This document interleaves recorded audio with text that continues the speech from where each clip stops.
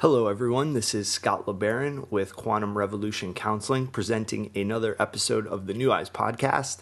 Today, I have an audio recording of a discussion group where Steve Troy talks about the Course in Miracles. He goes through a little bit about the description of how the book came to be, and then he gets through about the first 2 pages of interpreting some of the text. So this may be a two-parter. Stay tuned, and I'll try to get the next one up within the next week or so. If you'd like to support us, you can subscribe to our YouTube channel or share this recording with others. We welcome your comments and any feedback that you might have. Please also visit our websites, qrcounseling.org and quantumrevolution.org. Thank you again for listening, everybody, and here is Steve. So who knows the story, just by raising your hands? Who knows the whole story of the background of this book? Do you know about the woman, Helen Schumann, who wrote this book, who, of course, said she didn't write this book? And her name's not anywhere in this book because she said she didn't write it, and yet it came from her. She was, my rough understanding of the story, she was an atheist therapist back in the 50s or so, and she started having dreams that were very vivid. And I just remember reading a couple of them, but like tons of really vivid dreams. And one had something to do with like she was in a boat floating down a river, and the boat sort of goes into this cave, and the cave was lined with gold. And there's like golden steps, and she gets out of the boat and she walks up the steps, and at the top of the steps there's like a manual, there's like a script laying there, and she reads the words on this manual, and the words are some of the stuff that ended up in this book. And every one of her dreams had this like beautiful imagery, and then there was always like some sort of teaching in it. And she would describe to her colleague at the time that I was having all these vivid dreams, and her colleague, who was also a therapist, said, write them down. Okay, good suggestion, write these down. So over the course of a few years, she just kept writing this stuff down, and this book showed up as a result. Now, like everything else from the very beginning, what's the Kalama Sutta? Buddha's Charter of Free Inquiry. Muhammad says, do not force religion on each other because truth stands out clear from error. The Tao is everybody has a way and a path that's inside of them, and this is also relativity. We all have different angles to take here, okay? So you get to decide for yourself whether or not something is true. So, and whether it's even important if it's physically true, because I always say, the little engine that could, I think I can. It's a great story. We tell kids all the time that if a train believes it can get up a hill, it improves the chances of it getting up a hill. Isn't that a bald-faced lie? No train ever said, I think I can. But isn't the point of the story the part that matters? Same thing here. I'll let you decide. She says she channeled Jesus Christ. That was her experience of it. That Jesus himself told her directly her experience of this thing called Christ moved through her. And if you've read the book, and if you do read the book, every person I know that's read the book says the same thing. No human being I know is smart enough to write anything close to this. Okay, it definitely has a divine inspiration to it. It's just too intelligent, and there aren't humans that can't do that. So our job, however, is to understand it, or to at least understand the spirit behind it. So to me, it was very believable because Helen Schumann, the way she described the story, and then I read the thing, I'm like, yeah, I get that. And so to me, it doesn't really matter if wisdom is coming from Jesus or Buddha or the next door neighbor's 5-year-old kid. Truth is truth. Doesn't matter who's saying it. When I read this book, I'm like, well, that's true. Boy, that feels true. And then I apply it. And then when you apply it, you're like, and it works.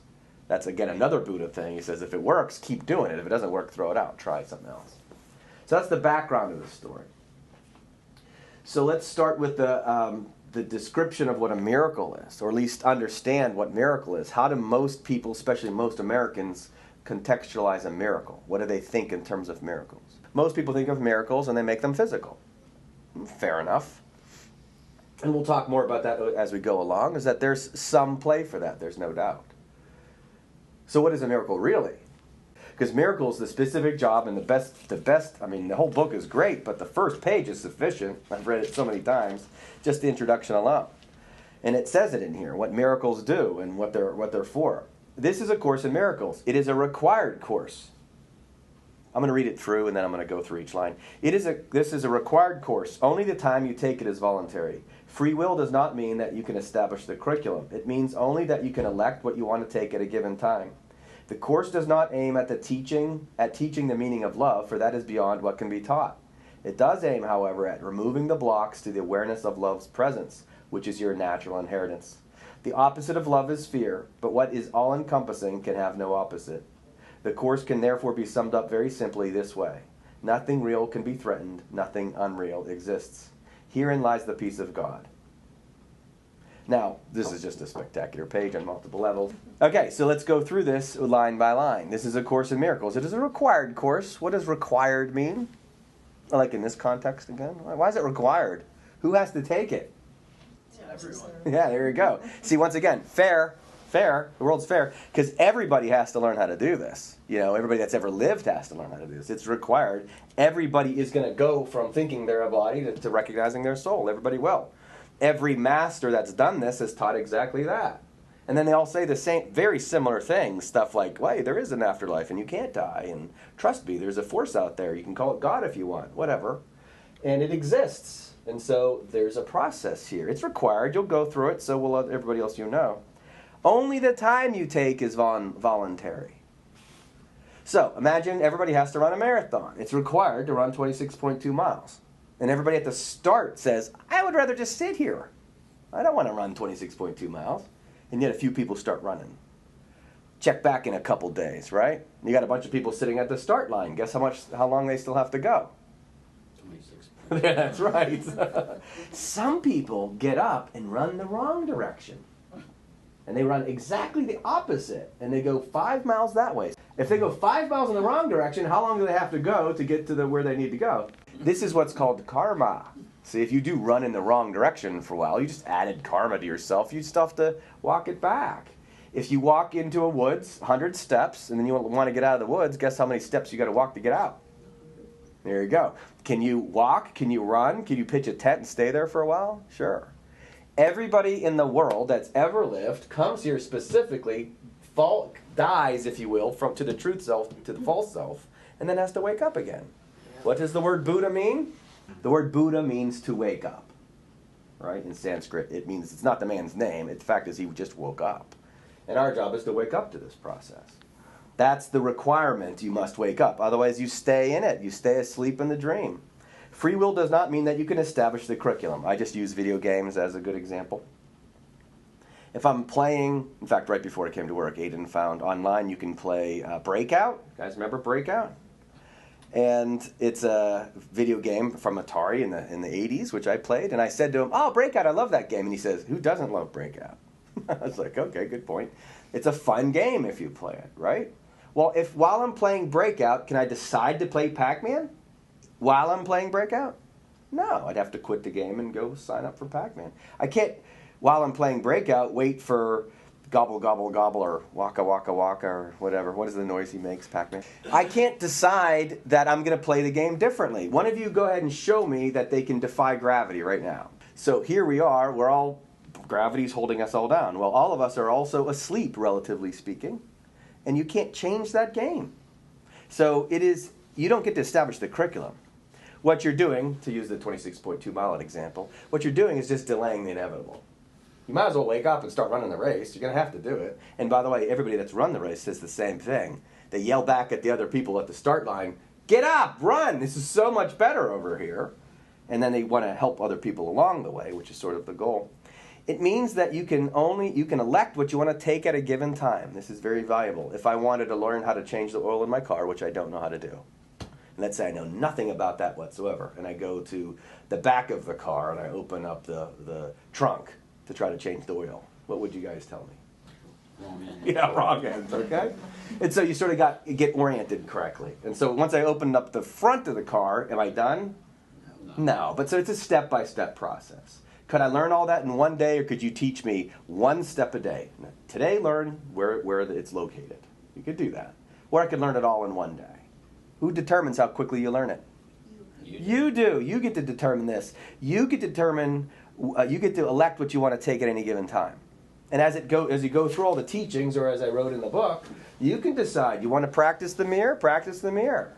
You want to practice not judging others? Do that. Practice forgiving. You could try that. Practice patience. You can do that. You could do it all today if you want. Or none of it. Sit down and pitch a tent. See if it works for you. So you get to decide. The level of determination on that is backed up by your desire and your ability to focus. That's the key. Because it's hard, isn't it? What does Albert say? It's a persistent delusion. It's hard, no doubt.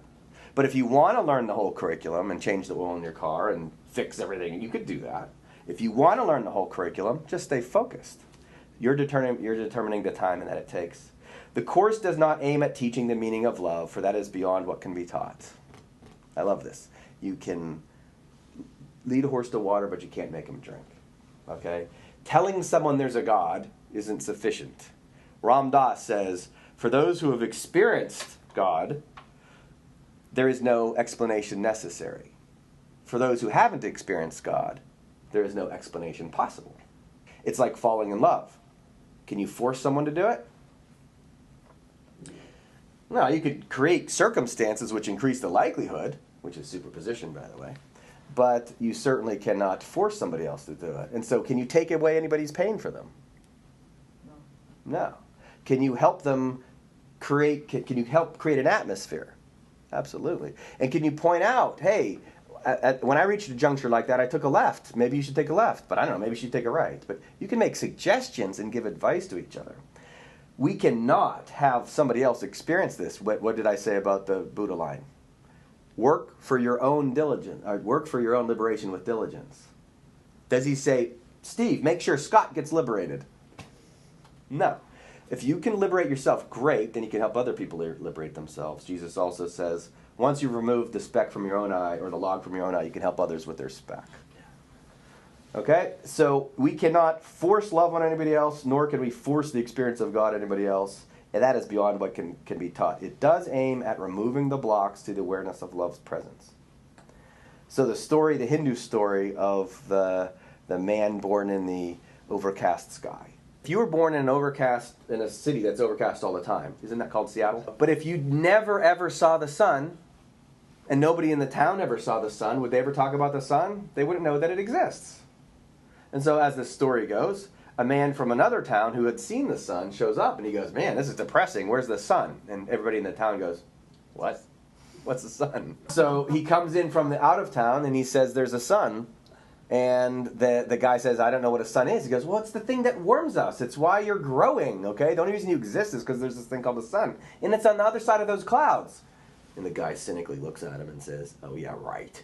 There's a big golden ball of light on the other side of those clouds, right? Well, I'm going to paraphrase really quick the story. And he says, well, how do I see this sun? And the guy from the other town says, oh, you have to believe it's there.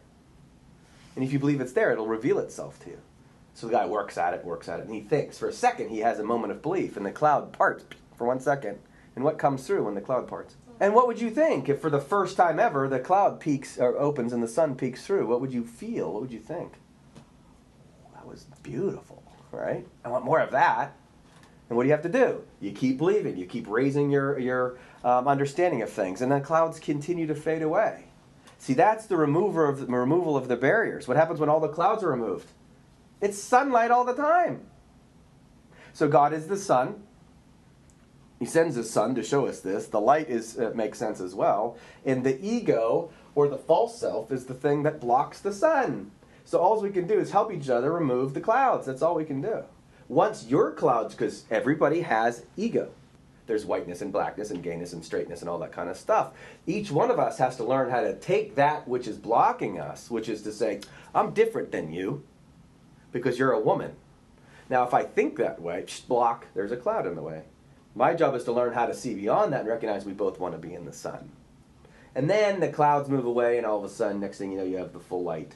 Remember real quick, the learning process. There's dumb, there's smart, and there's wise. Love this line. Dumb is when you don't learn from your own mistakes. That's dumb. Smart is when you learn from your own mistakes. It's wise when you Learn from others. right. Let somebody else make the mistakes. You learn from them, and that's wise. We got plenty of masters that came before us who have worked on all this stuff. Don't sit around trying to figure out the path of pain, going through your own pain to get to the wisdom. It's the same wisdom. And so, yeah, these stories, they work. Once you understand it, then you'll, oh, I get that. Yeah, plenty of people before us have told these stories. So it works. Your job is to recognize, sure enough, there's a sun, there's a God, there's a force, whatever you want to say, and then bam, it comes to you. Just like the ships or the example with the clouds and the sun. So, the opposite of love is fear. Now here's where the real challenge comes in, because what we're used to experiencing is negative energy. Back to the string theory stuff. We're used to experiencing one side of the coin. We believe that the other side of the coin is better. We call it good. And yet, once you get to the other side of the coin, you're still not out. One of the teachings later on is about how it's difficult to wake up to the illusion if things go really well for you too. If your life is really good, who's walking around trying to figure out, if your life is going great, do you want to believe it's the false self? Of course not. You buy into it more. You're more addicted to it. It's why Jesus says, blessed are the persecuted. People who go through difficult things are the ones who are willing to wake up quicker and say, I want out. It's why Jesus, Muhammad, and Buddha in particular went through very difficult circumstances and learned from them as a result. And it was the learning from the difficult circumstances that helped wake them up. Any of you guys ever have difficult circumstances? Yeah. Good for you. Okay, see, that's the best way to think of that. And so this course is summed up by this idea: nothing real can be threatened, nothing unreal exists. This matters greatly whenever let's go back to a video game. Pac-Man works all the time. Pac-Man dies sometimes. How? How does Pac-Man die? Eaten by the ghost. Ghost. Right? And if you're playing Pac-Man, are you happy when the ghost gets your guy? No. You have a moment of, ah. But do you hold a funeral? Do you start to weep because you think something actually died? This book very powerfully says it's insanity to believe in stuff that isn't true. And if what you believe is that you are dying, okay, because you aren't dying, this thing cannot die. This thing, which is the illusion, yeah, it changes form, happens all the time, but you are this thing, and you cannot die. Nothing real can be threatened. So this is real. The real world, if you will, is let's just call it heaven. I mean, because there's many other words you can use, but there is another dimension. That's the real world. This is the sleep world. This is the pretend world. All the science backs it up. All the prophets said it. This is an illusion of a world. And if you buy into it, you're now asleep. It's those who buy into it, as the Muslim poet Rumi says. Only those who are asleep think this is real. Death comes in the dawn and you awaken laughing at your grief. So if you buy into this, nothing unreal exists. If you buy into the world that's actually not real, you're buying into something that doesn't even exist. Nothing unreal exists. So it doesn't even exist. Does Pac-Man even exist? No, he's just a bunch of data. This is important, he exists in a way. Later on, it was the teaching we did the other night in the Miracles group. It says, and yet it's virtually impossible to deny the fact that we have bodies. It's virtually impossible. But notice it has a little wiggle word in there, virtually. You can do it. It's just extremely difficult because we're so used to looking at bodies. Body.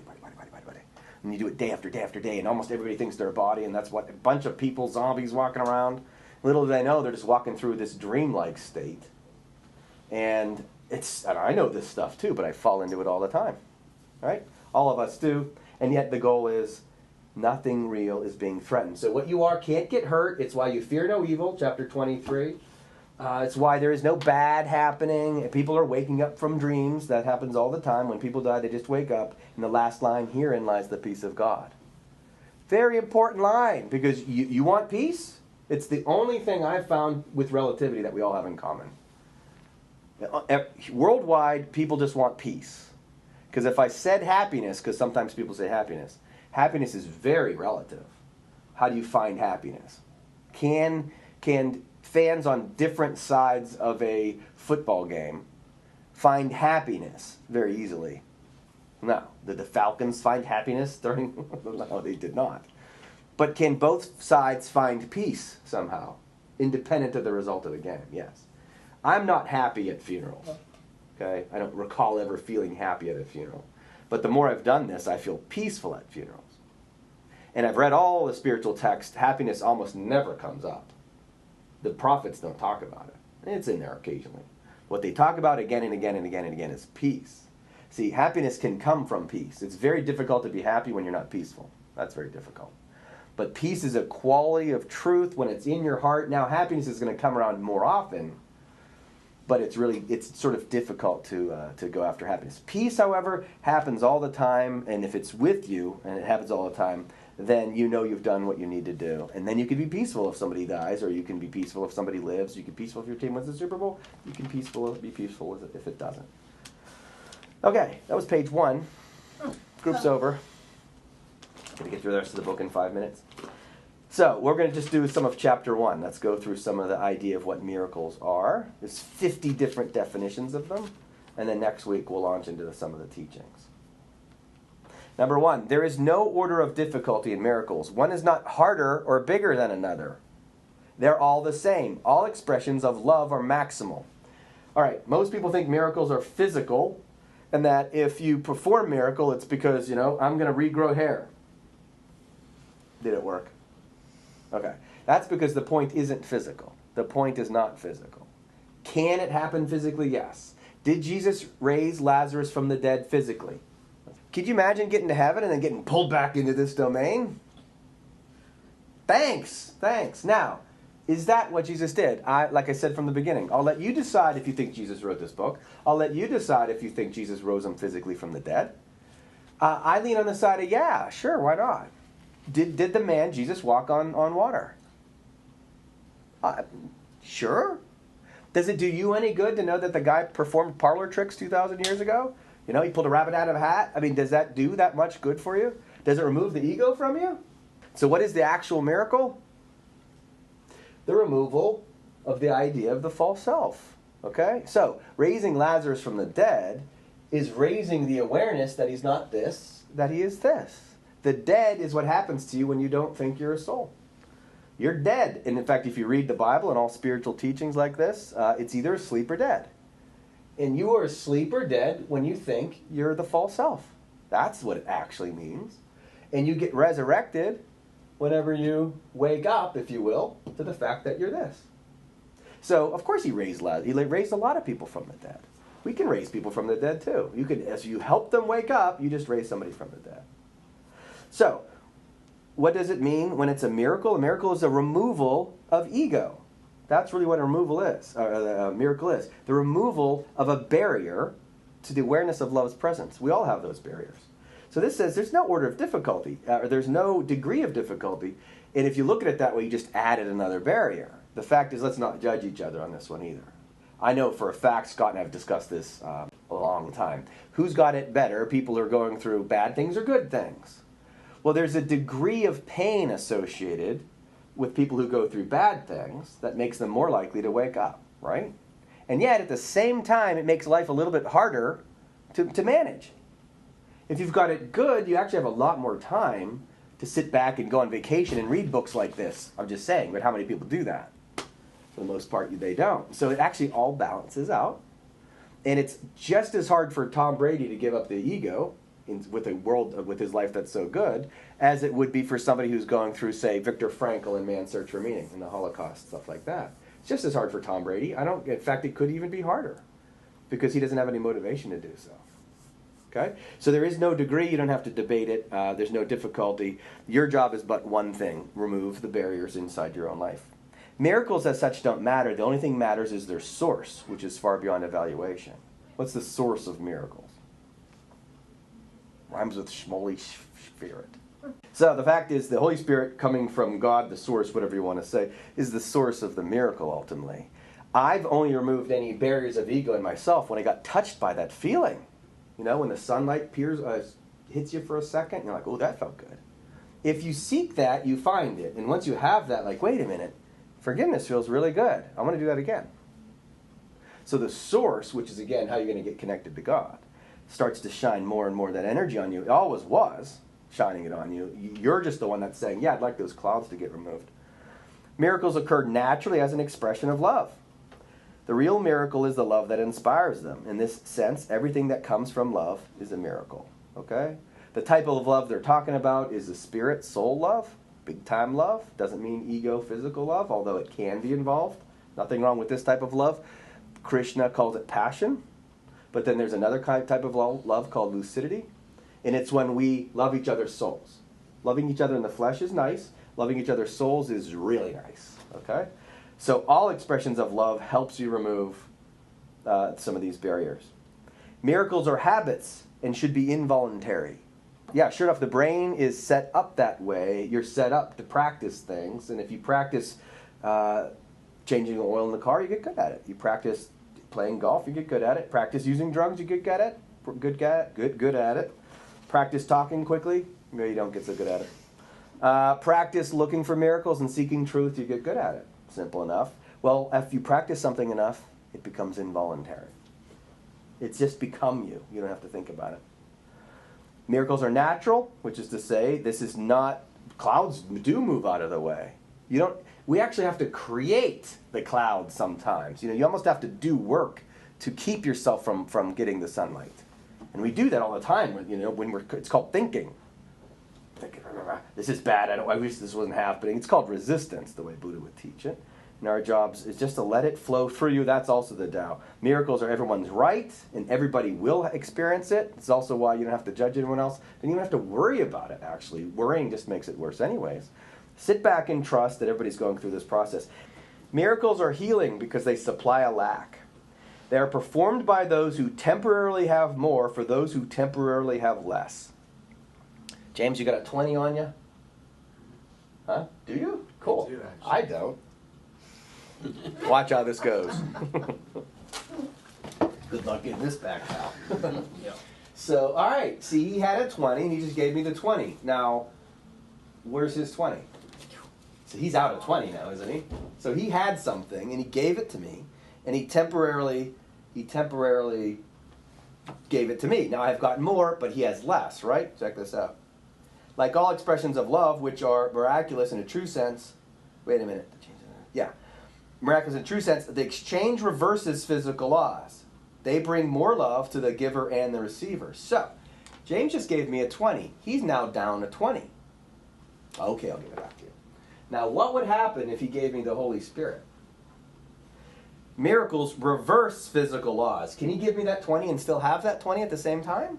Impossible. Okay?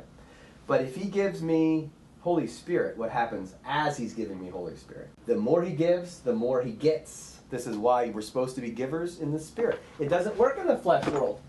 Okay? But it works in the spiritual world. It reverses physical laws. The more you give, the more you receive. You are a giver and a receiver. You are male and female. Gee, is that written anywhere in any text? Genesis, right? It says we were born male and female. We can be givers of the Spirit, male, receivers of the Spirit, female at the same time.